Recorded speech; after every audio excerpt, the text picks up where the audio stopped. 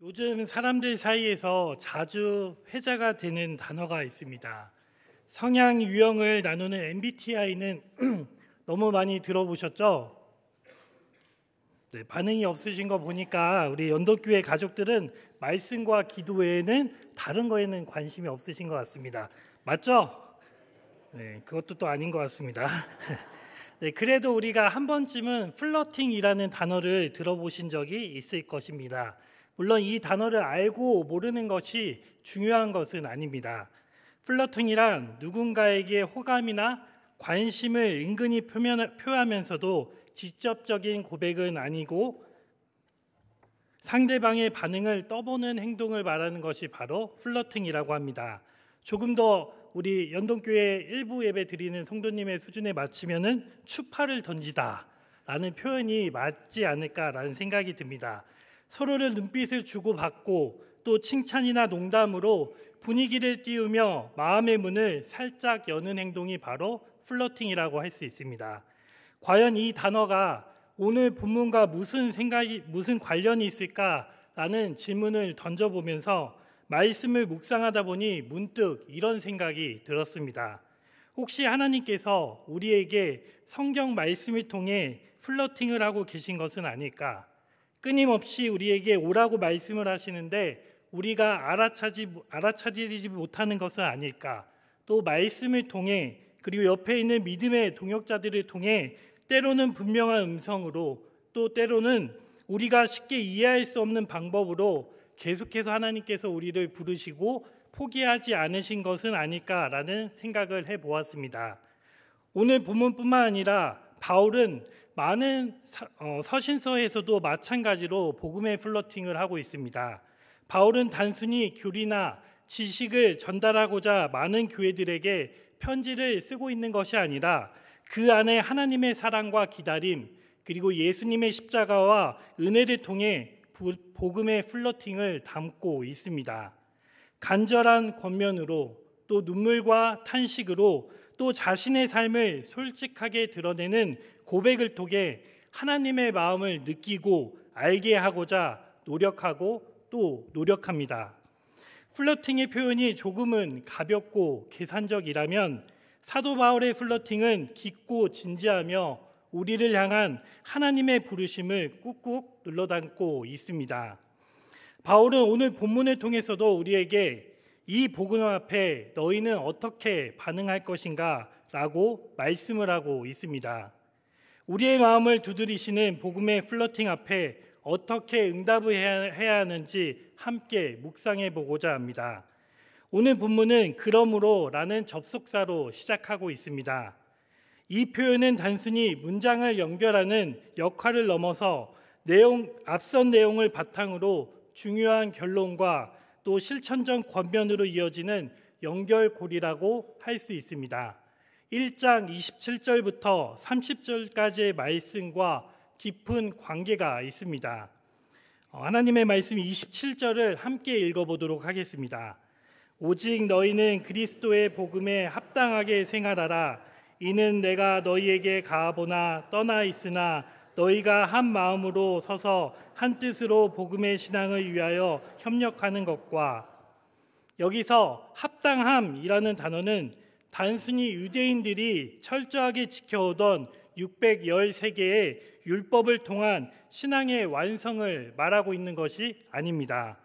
복음에 합당한 삶이란 예수 그리스도를 믿는 믿음으로 인해 우리의 내면이 새로워지고 또 그 믿음이 삶 전반에 스며들어 점차 거룩함을 향해 나아가는 성화의 과정이라고 말할 수 있습니다. 아무리 좋은 말씀을 듣고 또 읽고 쓰고 외운다고 한들 그 말씀이 우리의 마음과 행동과 그리고 말 속에 녹아들지 않는다면 결코 우리는 복음에 합당한 삶을 살고 있다고 말할 수 없습니다. 복음의 능력을 머리로는 알고 있지만 마음으로는 받아들이지 않고 삶 속에서 드러내지 않는다면 그 복음은 여전히 우리 안에 지식에만 머물 뿐 생명력이 있는 능력으로 역사하지 않습니다. 제가 지난주 수요일에 출근을 하는 도중에 갑자기 머리가 빙빙 돌아 세상이 도는 것 같은 어지러움증을 경험했습니다.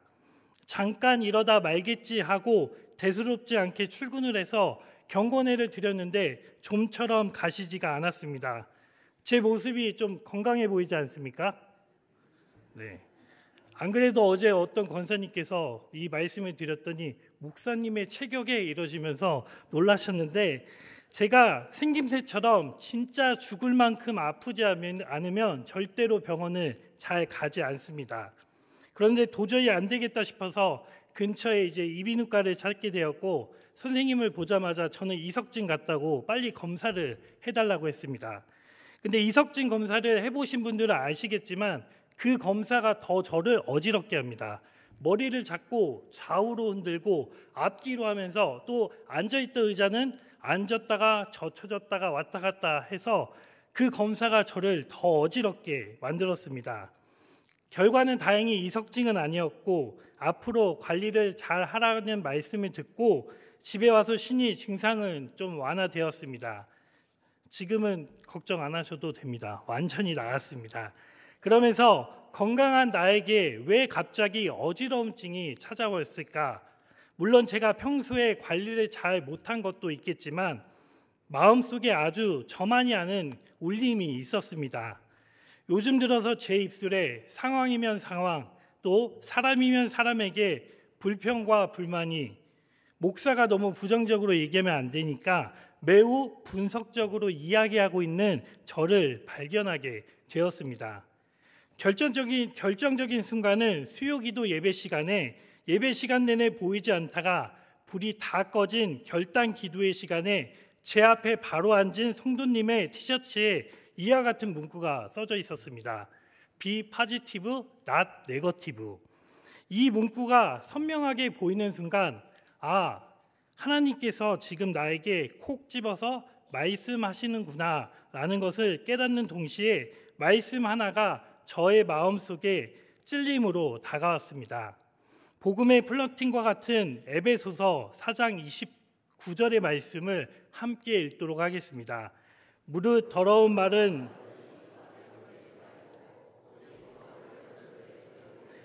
선한 말을 하여 듣는 자에게 은혜를 끼치게 하라.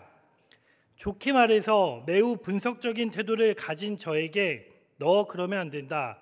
너 입에서 나오는 말들은 은혜를 끼치는 것이 아니다 라며 다시 돌아오라고 손을 내미시는 하나님의 부르심 같았습니다. 물론 태도가 쉽게 바뀌어서 감사와 찬양이 나오면 좋았겠지만 그러지는 못했습니다. 무엇을 잘못하고 있는지 깨닫게 하셨고 또 삶의 자리에서 불평과 불만을 내뱉기 전에 한 번 더 생각할 수 있도록 저를 깨우쳐 주셨습니다. 말씀이 마음을 돌이키고 불평과 불만이 감사와 찬양으로 바뀌는 자리로 초대되는 것이 바로 복음의 플러팅이라고 말할 수 있습니다. 과연 목사인 저에게만 주시는 말씀일까요? 곰곰이 생각해보면 단지 저만을 위한 메시지가 아니라 우리 모두를 향한 복음의 플러팅이 반드시 있습니다. 하나님의 초대와 사인은 오늘도 우리의 삶 속에 끊임없이 들려오지만 문제는 우리가 찾지 않고 또 알아차리지 못한다는 것에 있습니다. 본문으로 다시 돌아와 빌립보 교회는 바울이 제2차 선교여행 중 세운 유럽의 최초의 교회입니다. 바울에게 빌립보 교회란 단순한 선교지를 넘어 복음의 열매요 깊은 영적 유대감을 가졌던 공동체입니다. 감옥에 갇힌 바울을 위해 끊임없이 기도와 또 물질로 후원했던 공동체였고, 그런 바울은 그 교회를 생각하며 기쁨으로 편지를 보낸 서신이 바로 빌립보서입니다. 그럼에도 불구하고 빌립보 교회 안에도 불화와 또 이기심의 문제가 존재했다는 것을 본문을 통해 짐작해 볼 수가 있습니다. 복음으로 하나 된 공동체라 할지라도 실제 삶의 자리에서 서로를 이해하고 용납하며 함께 세워가는 일은 결코 쉽지가 않습니다. 그래서 바울은 빌립보서를 통해 신앙이 단지 개인의 성숙에 머무르지 말고 공동체 전체가 복음에 합당한 삶을 살아가야 한다고 권면합니다. 복음은 단지 개인을 변화시키는 데서 그치는 것이 아니라 공동체를 세우고 하나가 되게 하며 나아가 세상을 향해 빛을 비추는 능력임을 분명하게 전합니다. 그렇다면 교회란 무엇입니까? 교회는 눈에 보이는 건물이 아니라 거룩한 성전으로 세워진 한 사람 한 사람이 모여 하나된 공동체로 신앙을 함께 이루어가는 자리가 바로 교회입니다. 결국 우리의 믿음은 개인의 구원이나 깨달음에 머무는 것이 아니라 오늘 이 자리에 모인 우리가 함께 복음 앞에 응답하며 하나님의 뜻을 따라 세워가야 한다는 것입니다. 앞서 말씀드린 매우 분석적인 저에게 주신 경험들을 통해 하나님의 메시지가 단지 저 개인에게 감동이나 깨달음에 그치는 것이 아니라 이 시간 우리 사랑하는 연동의 가족들과 함께 나누며 각자의 삶 속에서 들려오는 복음의 플러팅, 곧 하나님의 따뜻한 부르심을 함께 느끼고 그 앞에 응답하며 은혜를 누리기를 소망합니다. 본문 1절과 1절에서 4절의 말씀을 보시면 특별히 1절에서 바울은 그리스도 안에 있는 삶을 강조합니다. 그리스도 안에 있다는 것은 무엇을 의미합니까? 복음에 붙들려 살아가는 삶, 예수 그리스도의 마음과 가치관을 따라 살아가는 삶을 그리스도 안에 있는 삶이라 말할 수 있습니다. 모두가 이와 같은 삶을 살아간다면 서로 다투거나 마음이 갈라지는 일은 절대로 없을 것입니다. 같은 마음과 같은 사랑, 그리고 예수 그리스도께서 보여주신 희생과 섬김의 사랑을 품고 살아가는데 공동체 안에 문제가 생기는 것은 더더욱 이상한 일입니다. 특별히 3절과 4절의 말씀은 교회 공동체가 어떤 자세와 또 어떠한 태도로 세워져야 하는지를 분명하게 보여줍니다. 본문 3절과 4절의 말씀을 함께 읽도록 하겠습니다. 아무 일에든지 다툼이나 허영으로 하지 말고 오직 겸손한 마음으로 각각 자기보다 남을 낮게 여기고 각각 자기의 일을 돌볼 뿐더러 또한 각각 다른 사람들의 일을 돌아보아 나의 기쁨을 충만하게 하라. 저는 종종 과연 교회 공동체만큼 다양한 사람들이 모이는 곳이 있을까라는 생각을 해봅니다. 영아부부터 장년부에 이르기까지 연령이 다르고 또 성별이 다르고 학력과 직업 또 관심사까지 공통점을 찾는 것보다 차이점을 찾는 것이 훨씬 쉬운 것이 바로 교회입니다.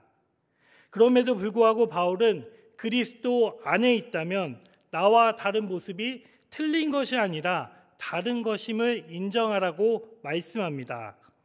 이와 같은 인정이 있어야 서로를 향한 경청과 배려 또 존중의 태도가 자라나기 시작합니다.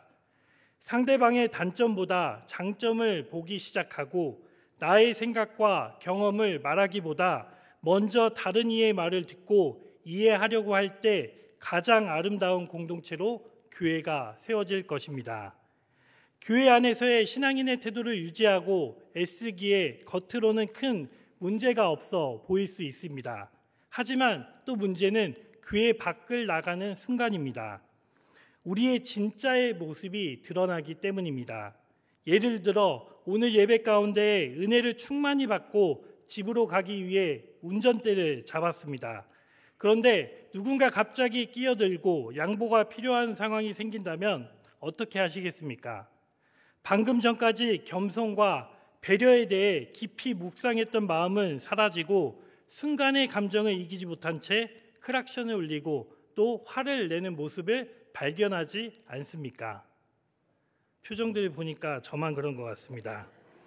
복음의 능력은 교회 안에서만 머무는 것이 아니라 우리의 일상 속에서도 드러날 때 비로소 그 진가를 발휘하게 됩니다. 저는 이제 만 2년 차를 향해 가는 목사입니다. 매번 설교의 자리에 설 때마다 과연 은혜를 끼치는 설교는 무엇일까라는 고민을 끊임없이 합니다. 정말 수도 없이 스스로에게 묻고 또 묻습니다. 그러던 중 어떤 분이 명확하게 알려주셨습니다. 가장 은혜로운 설교는 짧은 설교다 라고 말씀하셨는데 그 말이 틀린 것은 아닌 것 같습니다. 아직 성장해 가고 있고 또 성장해야 하는 목사이기에 앞으로 설교에 대한 결론은 계속해서 달라지겠지만 지금까지 제가 내린 결론은 예배를 드리는 성도님들께 한 줄을 붙들고 살아갈 복음의 플러팅을 드리는 것이 가장 은혜를 끼치는 설교가 아닐까라는 생각을 해봅니다. 하루하루 치열한 삶의 현장 속에서 그 복음의 한마디가 마음을 일으켜 세워주고 또 늪과 같은 현실 속에서도 다시 하나님께 시선을 향하게 할 수 있는 설교라면 진정한 은혜를 끼치는 설교가 아닐까라는 생각을 해봅니다. 그러면서 오늘 본문인 5절의 말씀을 붙잡게 되었습니다. 5절의 말씀 함께 읽어보도록 하겠습니다. 너희 안에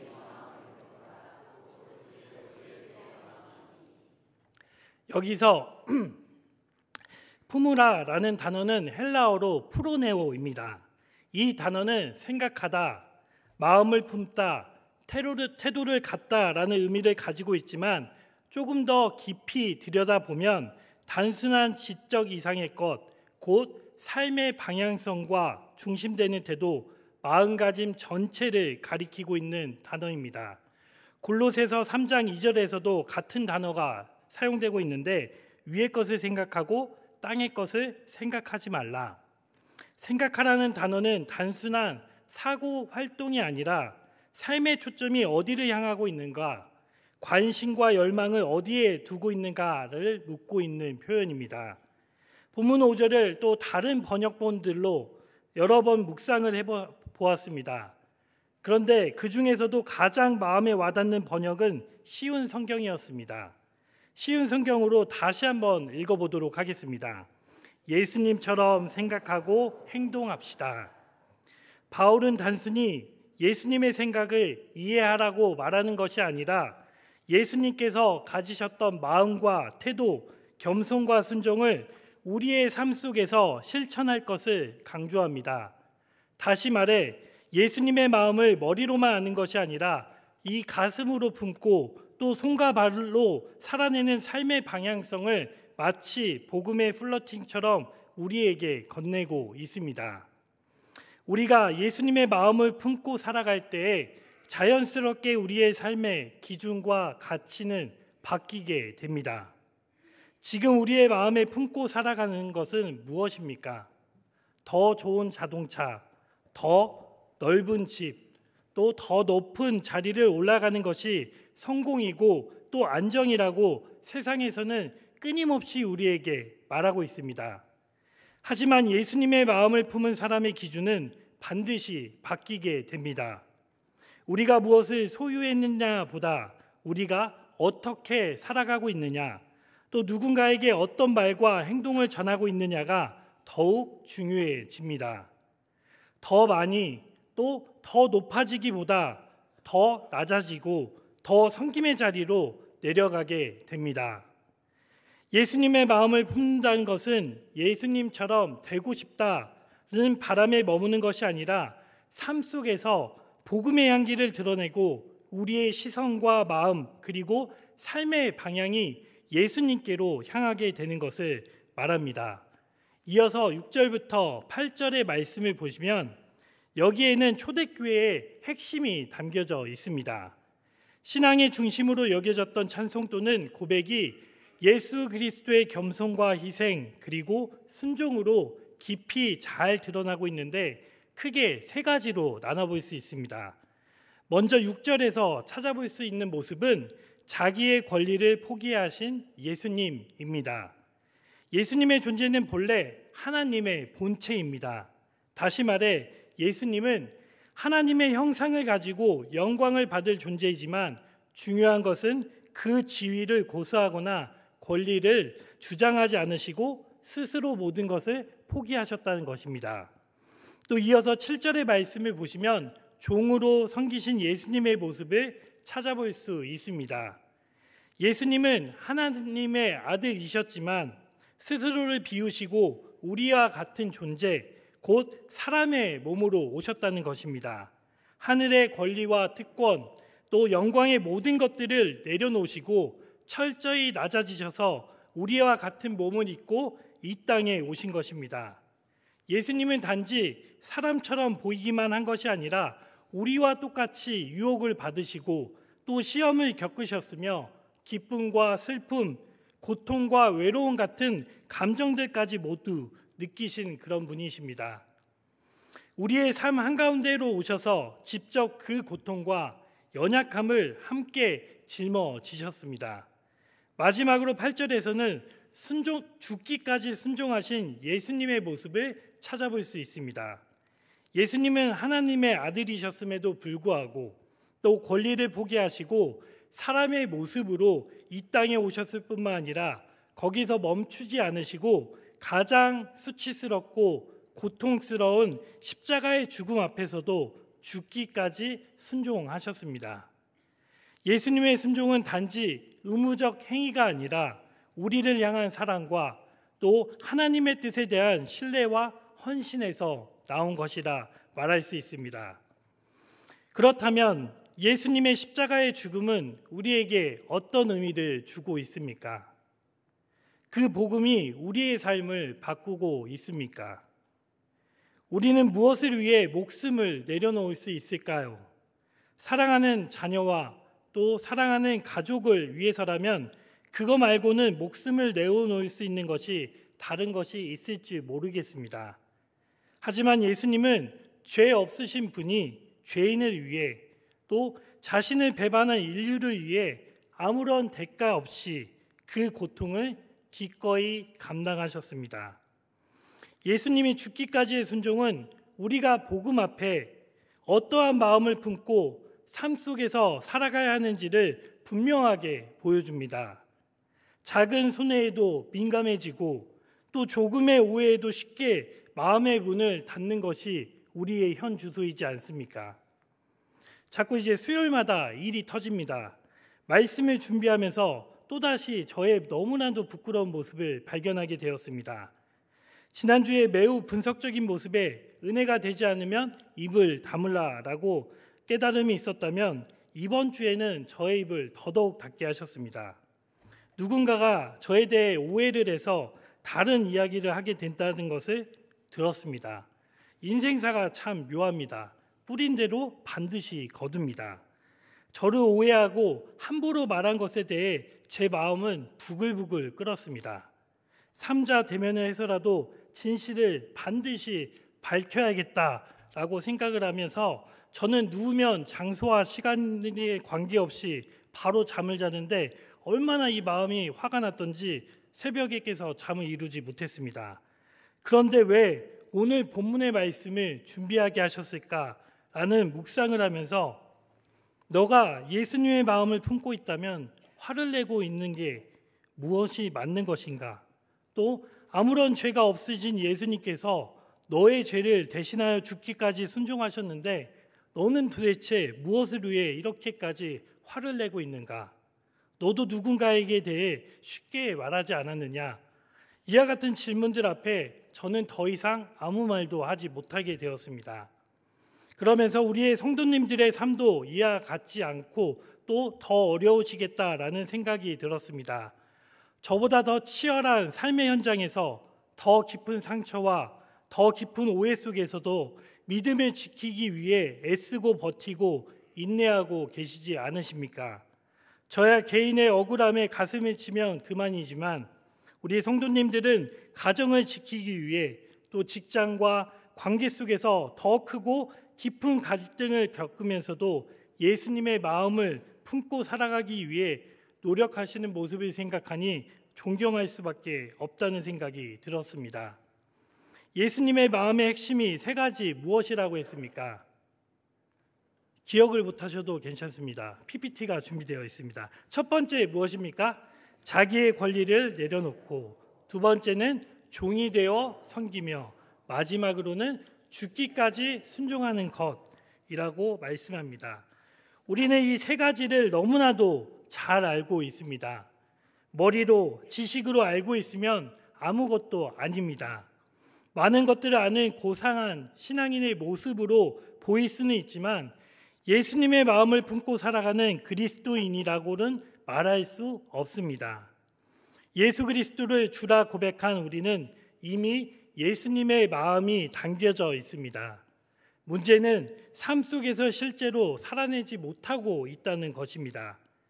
예수님의 마음을 품고 있지만 믿음이 없기 때문에 우리의 말과 행동이 변하지 않는 것이지, 예수님의 마음이 우리 안에 진정으로 자리를 잡게 되면 우리의 삶은 변하고 또 공동체는 회복되며 하나님의 영광이 우리를 통해 드러나게 될 것입니다. 빌립보서를 통한 사도 바울의 복음의 플러팅은 결코 우리에게 할 수 없는 일들을 요구하고 있는 것이 아닙니다.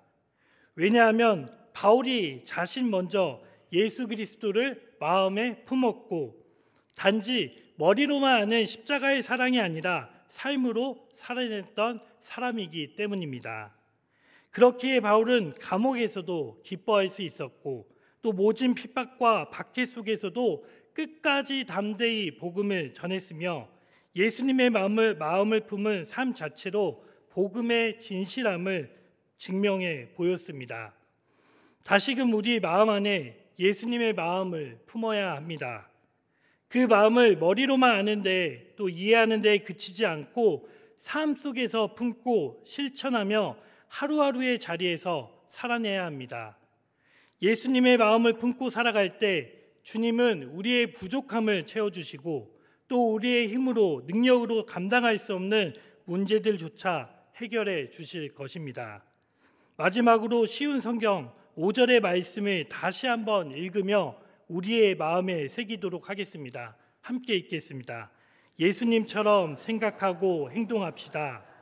복음의 플러팅 앞에 어떻게 반응하시겠습니까? 오늘 예배 자리에만 머무는 것이 아니라 예배를 마친 후 우리의 말과 행동 또 선택과 관계 속에서도 구체적으로 드러나기를 간절히 원하고 예수님의 마음을 품고 세상 가운데에 그리스도의 향기를 드러내고 승리하는 한 주가 되시기를 소망합니다. 함께 기도하겠습니다. 하나님, 오늘도 복음의 부르심 앞에 무심하게 지나지 않게 하시고 끊임없이 우리를 향해 다가오시는 하나님의 마음을 말씀과 또 공동체 말씀과 기도로 또 공동체를 통해 그리고 삶의 자리에서 깨닫는 지혜를 허락하여 주시옵소서. 예배의 은혜가 오늘 이 순간에만 머무는 것이 아니라 가정과 일터 모든 관계 속에 살아 움직이는 생명의 능력이 되게 하시고 믿음으로 응답하며 그 응답이 우리의 일상과 공동체를 변화시키게 하여 주옵소서. 모든 간구 예수 그리스도의 이름으로 기도드립니다. 아멘.